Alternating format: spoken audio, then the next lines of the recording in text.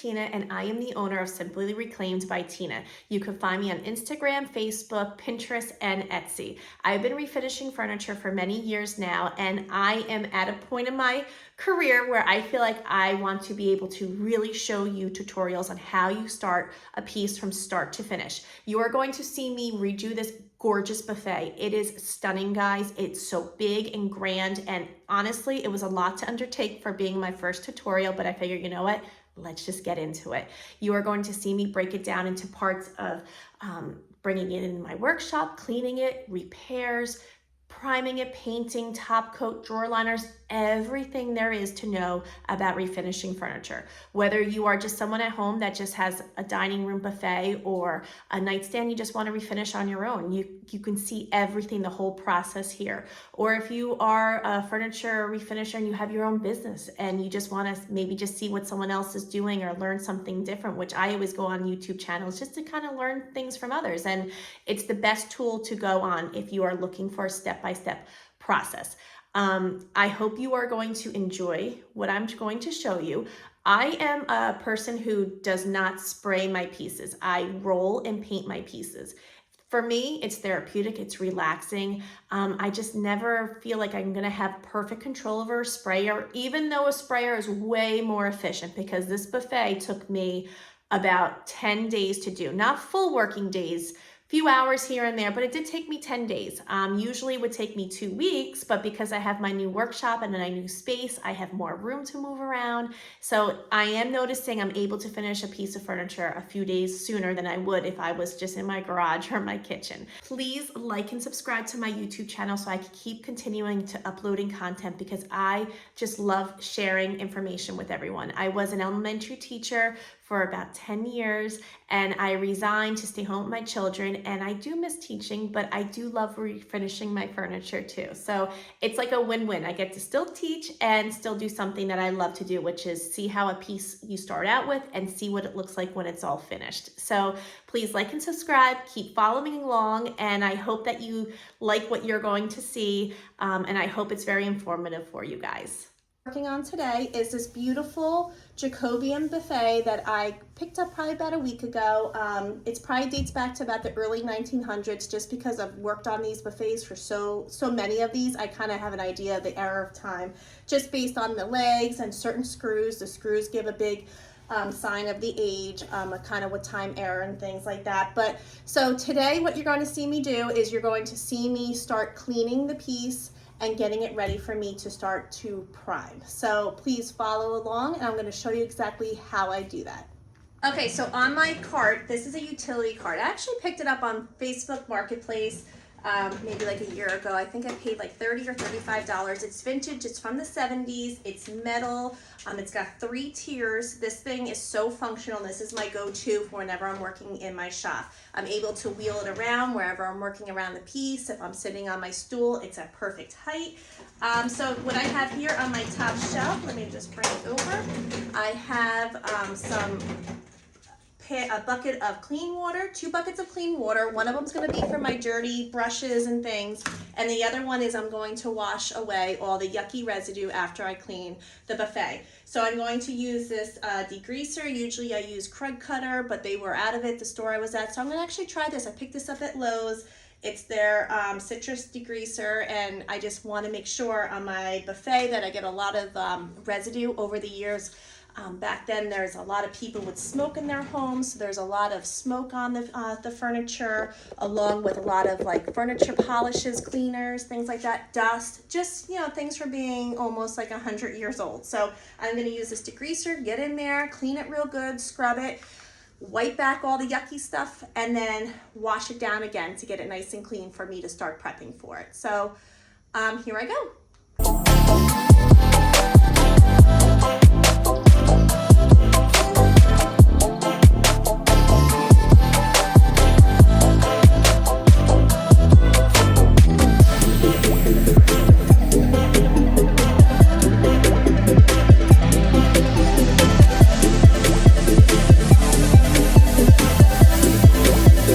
So I just got done washing the buffet with a degreaser, a sponge, and a brush. So I just want to show you how nasty that water is. And of course, I forgot to put my gloves on. I had them on, and then I got distracted, had to go inside for something, came out. I just wanted to get going on the video, and I forgot to put my gloves on, but it's not like a big deal. It's just a kind of like I can feel it's yucky from all the yucky stuff that's left on the buffet, but it's okay.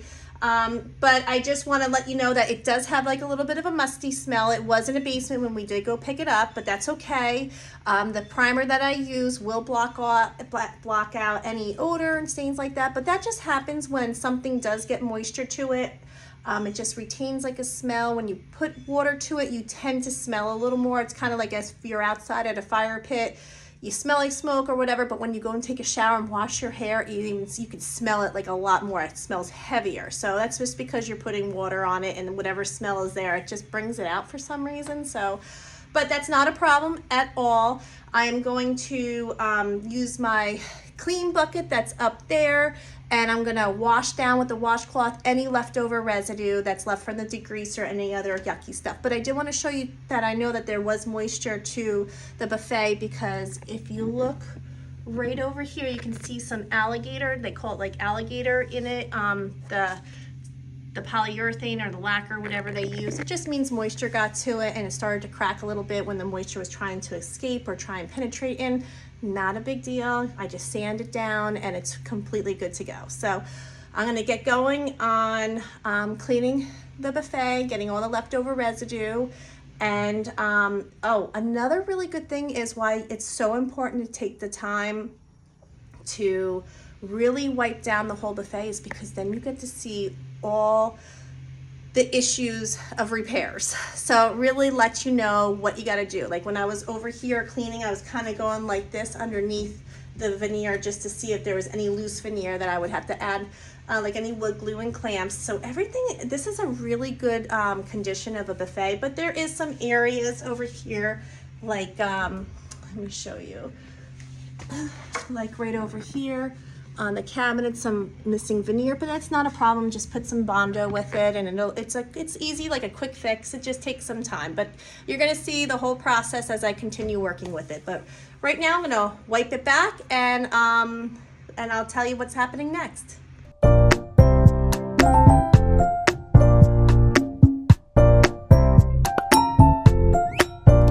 I just want to show you the second bucket. This is the first bucket, yucky. Second bucket, that was all left on there. So based on this, I'm gonna do another one quick rinse, and then I'm gonna put the fan on and let it dry.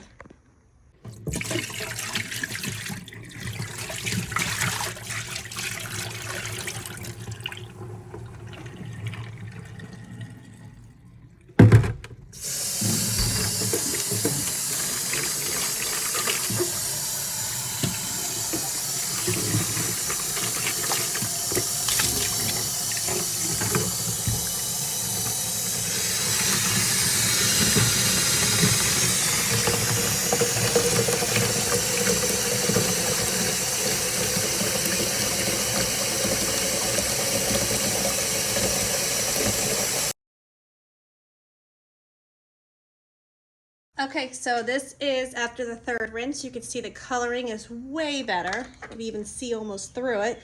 So I think we're good. We're good to go.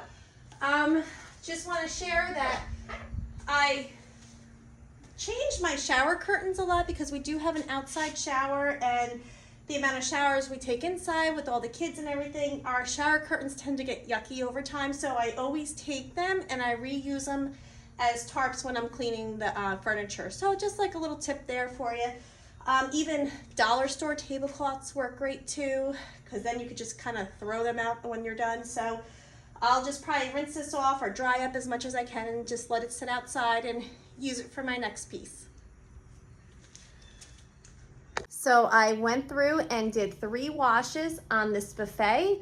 The first one was with the degreaser, got through with the sponge and the brush and really tried to get up all that leftover lacquer, cigarette smoke, dust, just yucky stuff. I went through with a second, cleaned it all off to get the rest of the residue off. It was still yucky, the bucket, so I did one more third bucket of fresh water, and I think that was it. We did enough. So my next step, what I'm gonna do is I'm gonna let it sit out here, get some fresh air in, put the fan on, let all the moisture dry from all the water that I did use for it. It was in a basement, so it hasn't seen much sunlight, so I'm gonna let the sun sit on it for a little bit.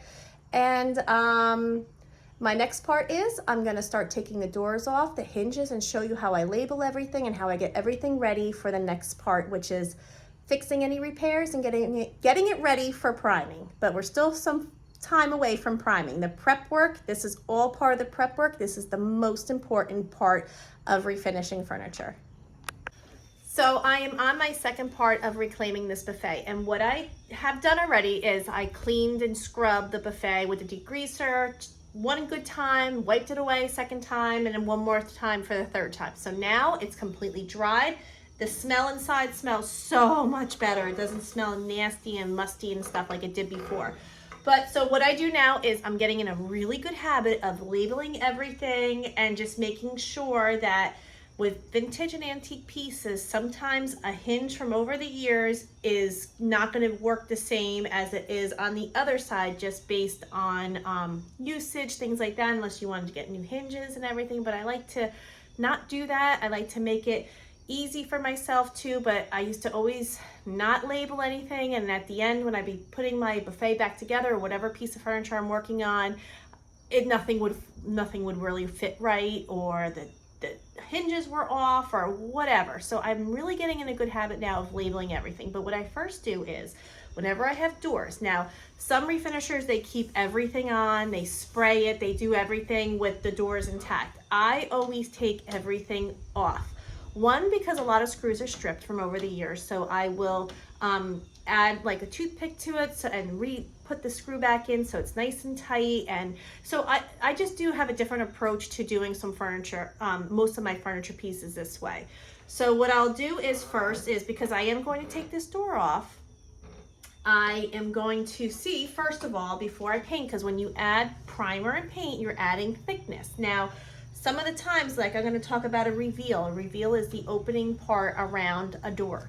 So I'm going to use my level, and I'm going to see, because in my descriptions, I should back up a little bit. In my descriptions, I always say my furniture has been repaired on a level surface. And this flooring in here, my husband makes sure to get this foundation completely level. So like in my garage, garages are sometimes pitched a little bit from the front of your house going down to your driveway, just in case water leaks or whatever. So that's always pitched a little bit. So whenever I used to work on my furniture, we always had to put, what do they call them?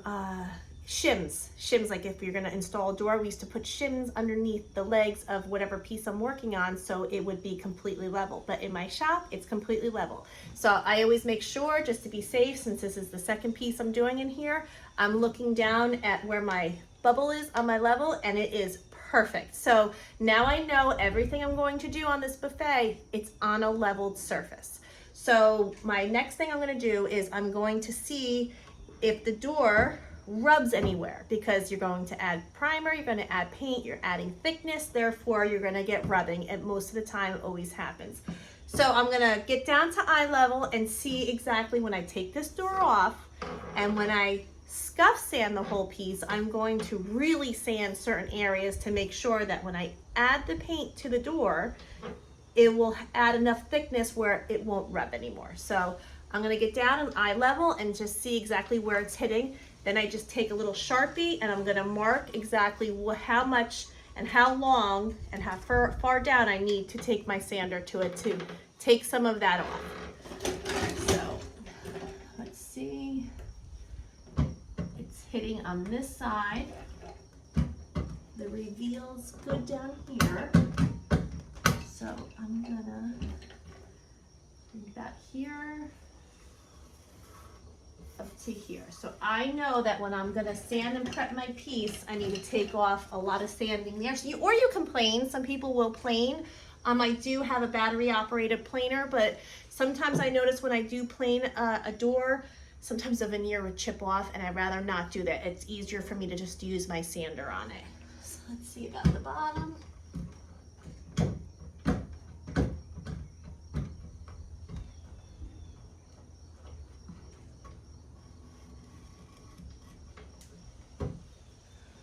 top of the reveal is really good. There's probably about 1/8 of an inch from left to right, so that's good. Okay, so now what I'm gonna work on is I'm gonna take off the hinges.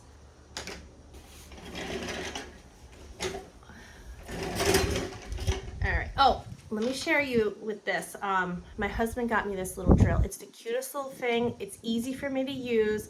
I mean, I do have a larger drill, but this one, and this is so heavy to begin with, and then when you add the battery onto it, it's even heavier, and when you're working in small spaces, I don't know, it's kind of big and lump, you know, it's just, I don't know.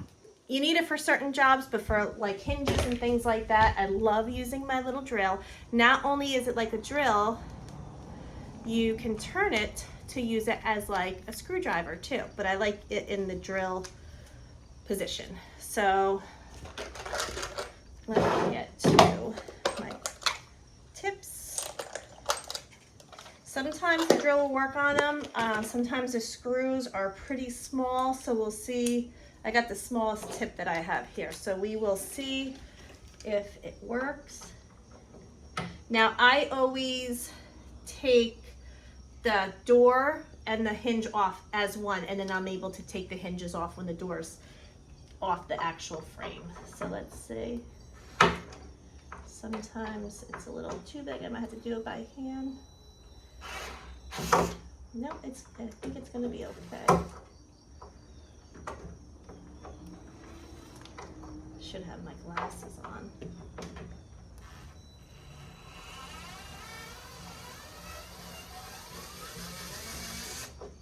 Okay, it's working.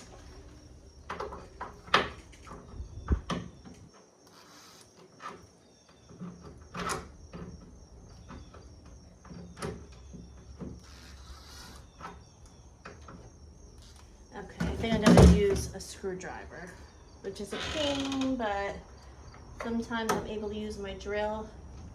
But sometimes the heads of the screws are so small that a small little screwdriver is best. See how small they are? They're super teeny tiny.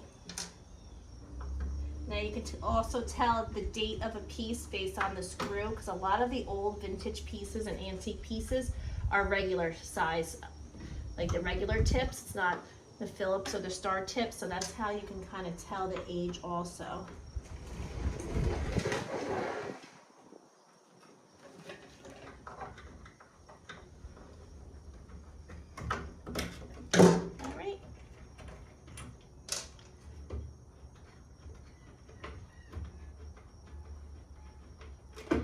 So the door came off that easy. Now what I do is, since this hinge goes against the frame of the buffet, I'm going to label this right top, right bottom. So when I take the hinges off, I'll know when I put them back on, when I reinstall them, exactly what hinge goes to what door. So I just take my Sharpie, again against the hinge that goes against the frame. This is the right top, RT I'll do, and RB for right top, right bottom. All right, so I'm gonna go ahead. Oh, and I'm also gonna take off the knobs. I wanted to share with you guys that this you see this little hole? Where is it? Right here. And you can see how it's spinning around. This one's had different hardware on it, and over the years it tends to loosen up and it spins around, causes a little bit of an indent into the door cabinet, but they must have lost it or whatever they must have used it for something else or whatever, but they installed new hardware. Still pretty vintage, the hardware, because I've used this hardware in other pieces, but definitely not what it should be for this buffet. But that's okay, because I have totally different hardware I was going to use anyway, so to me it really didn't matter. And then you could tell the little hole there is for the little nail that goes in the hardware to hold it in place. So so you can just totally tell they changed the hardware, but that's all right. So I'm going to take this off, and what I always do is I always will have, usually it would be like a bin or a box but I'm getting more organized, and I have bins now. So these are the screws I used to take off my backsplash, and now I have my bin for all my screws for hardware, the hinges.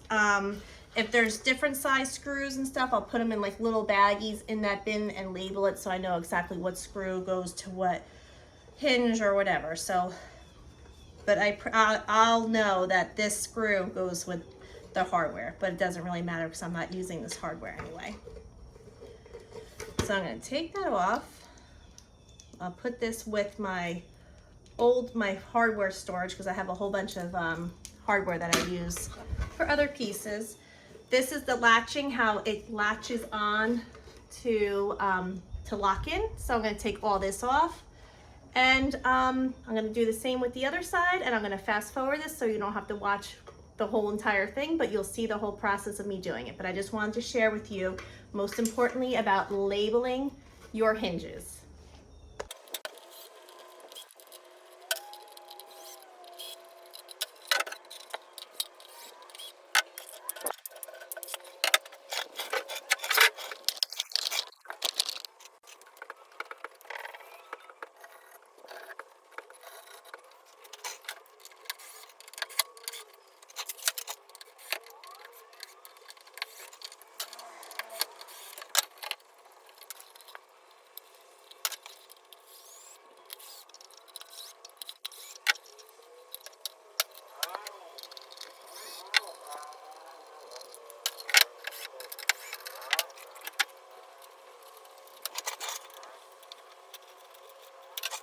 So what I'm doing now is I'm going over all the veneer.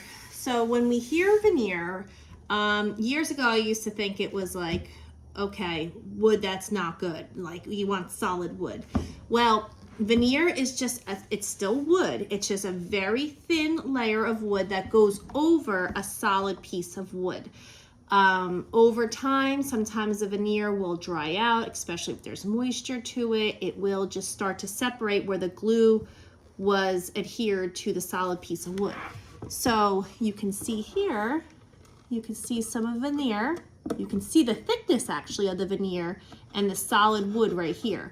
So we're just going to put some wood glue in there and clamp it down, and it'll be good to go for tomorrow. So what I'm going to do is I'm going to go look around the entire piece, the doors, the drawers, the sides, everything, and start gluing any veneer that has lifted up. Right here you can see it's gouged out. Get that angle. And that's not a problem. I'm just going to put some Bondo. There's some areas like that, but Bondo is a wonderful thing to use.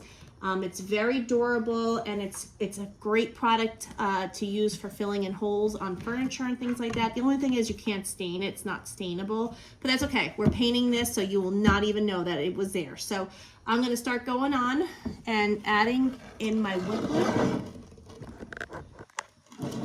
Okay, so I'm going to stand it up, and the reason why I'm standing it up is we want gravity to work with us.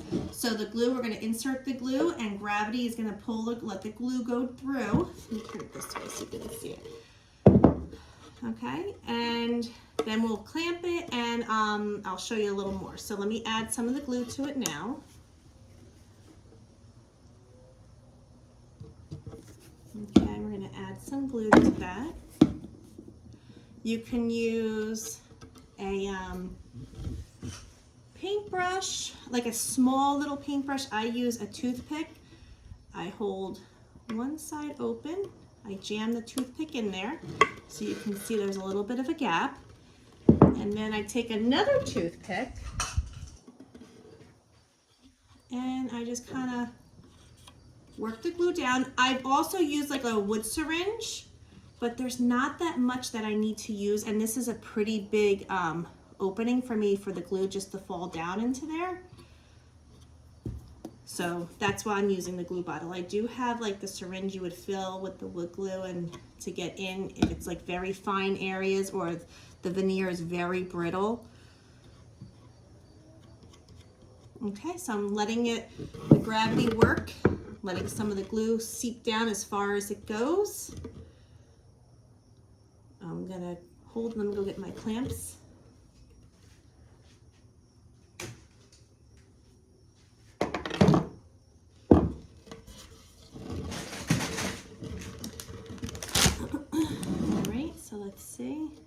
should be good enough.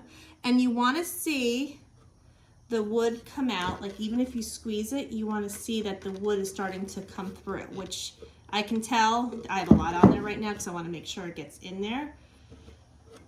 So I always have baby wipes in my shop, and it's like one of the best things to use. So I'm going to wipe away all that extra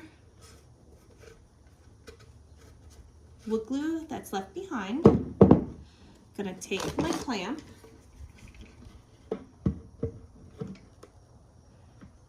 and this is what you want to see. You want to see the glue come out from squeezing it. So when you see the glue coming out, that means you got it down deep enough that it has no other where to go except back out. So you just wipe it down. I tend to unclamp it, wipe any extra glue that came on the outside, because when I take my clamps off, I don't want it to stick so much that the clamp is going to pull away with the veneer. There's none on there, so I'm just going to take my clamp and go over it again. And on a clamp, you want to have it mostly on here as where the most pressure is. So there we go. Okay, I'm going to go along around the rest of the buffet and see if there's any more veneer damage. A lot of times when I am looking for veneer lifting anywhere, you can just go over it and rub it, and then you'll feel like if there's any lifting, you'll hear like a difference in sound. It almost sounds hollow. But like even though there's some chipping of the veneer here, the veneer hasn't lifted, so it's still intact. So this was, I'm just gonna put some Bondo over this just to even it out so it doesn't look so gouged out, kind of, you know, like when I paint it. Some things, some like little veneers, some little like dents and things like that, I will keep on the furniture just because I want to keep the integrity of the furniture too, because it is like almost 100 years old. I don't want it to be perfect. Like there's supposed to be little dents and nicks and things in here that I like when the paint goes over, just to make it look like, you know, it's old, you know, but I don't want any veneer damage, because if the veneer is loose, then it'll just peel up along with no matter how much you prime it or paint it or anything. So it could be bad if you don't catch the veneer in the beginning. But so that's why I kind of go over the whole thing, and I feel for any veneer damage that's lifting, and it'll sound like really hollow inside. So you're gonna see me going over the buffet like that. I was also doing that too when I first got it and brought it home. I will go over just to see exactly what kind of damage there is. But honestly, like, the veneer on this piece is actually really good. I was surprised when I brought it home. Okay, so I'm gonna keep going on it. So for some parts of the veneer or pieces that is missing some wood or whatnot, I like to use this wood filler. I buy it by the small tub. You can see it's super tiny. Let me put it against like the hardware so you can see the size of it. It's not that big. And I buy the small ones because honestly they dry out so fast that, I don't know, it's just for me, I don't go through that much of it, but I will use these little small ones. So what I'm going to do with this wood filler is I'm just going to put a little bit on my finger. Once it dries, it'll turn like a peach brownish color. So I'm just going to go over where those nail holes were on the previous hardware that they replaced. And I'm going to go a little high with it, so when I sand it, I get a nice flush. It'll be nice and flush against the top of the wood. So I'm gonna go and do this for all of them.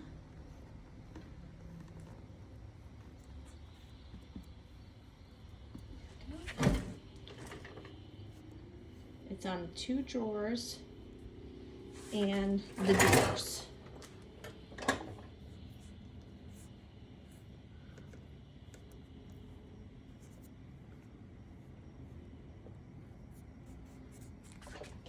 Go over here. This is where I have the hinge drying with the glue. I mean, not the hinge, the clamp. Sorry. Okay.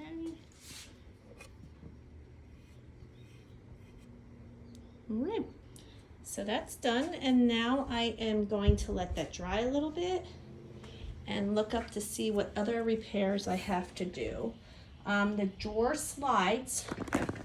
This one's a little, no, the bottom one was a little loose. That's why that drawer was going in a little crooked, that's an easy fix. Just gotta put the drawer in nice and easy, pull it out gentle, and just keep it in place wherever it was and just re-nail it down. Okay, I can see in the back here, this is missing one. See, these are like drawer stoppers. I can see that the other one's missing over here. I thought I had it.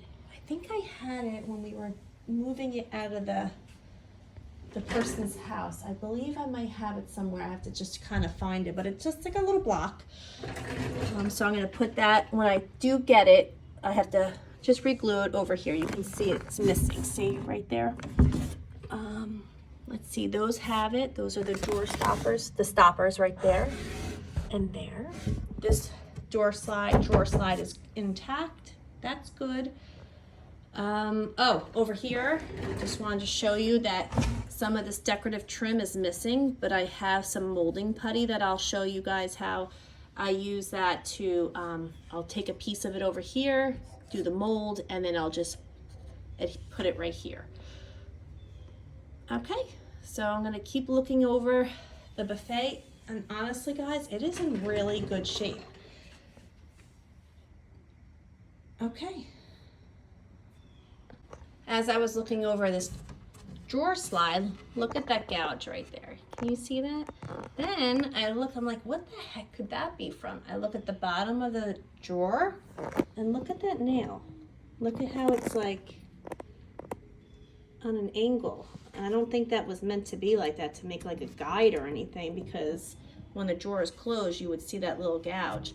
So I'll just straighten out that nail, hit it back up, and then just fill this in with some Bondo too, so you wouldn't see that from the outside when I paint it, because that would definitely be noticeable. Let me see, there we go, that's a better angle.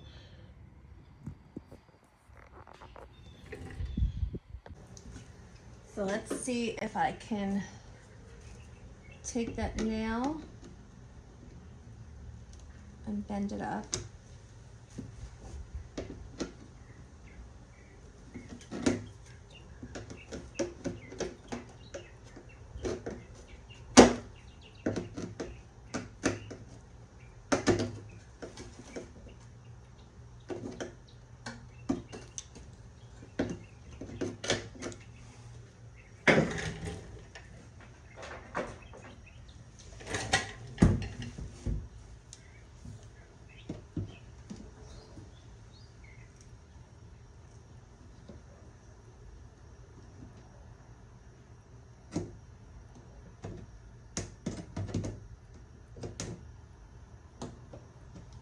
Okay, I was able, this is a nail puller. This is a phenomenal tool that I use to pull any kind of nails out.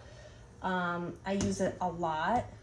So if you just squeeze it ever so gentle, because if you squeeze it too much, you will actually snap the nail. And sometimes you have to snap the nail in order to get it out or whatever you're using. But for this, I am going to keep it intact. And let me see, just because it's moving a little bit, kind of figured that. So let's see if I can hold it in place.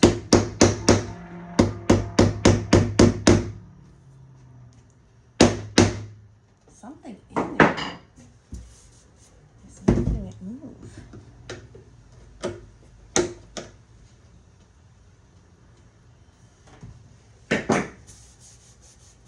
Not coming through, so.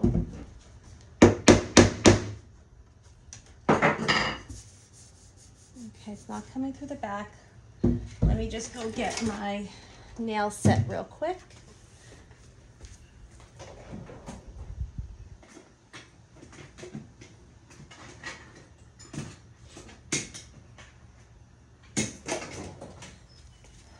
All right, so I have my nail set, and what you do is so you can sink in the nail heads, because you don't want it to stick past this, because then it's gonna scratch the frame of the drawer. So just take that. Yep, now it's sunk in. Okay. All right, we're good. Didn't come through the back. I don't see it. It's not sticking out. All right, good. So it's another fix. So I'm just gonna have to fill that with some Bondo. I knew I had the piece somewhere. I knew it. So these are the casters, the original casters that go on the buffet, and they are all like steel. It's not the wooden cork inside. Sometimes they have like that wooden, shouldn't say cork, just like that wooden piece inside that's like surrounded with the metal, but these are all steel. So I'm gonna clean these up real good when it gets closer to it being done. But here's that piece that is the drawer stopper. So that goes right there. So I'm just gonna put some wood glue on it, lay it in place, and let it dry overnight.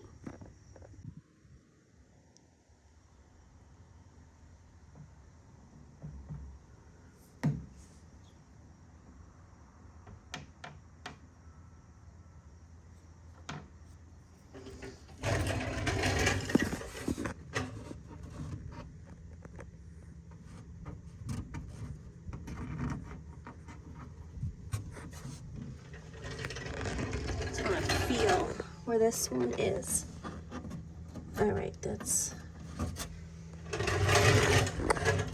I want to mimic the same, how much it overhangs a little bit, the same as the others. And you can feel where the glue, it actually fits back in perfectly where it's separated from.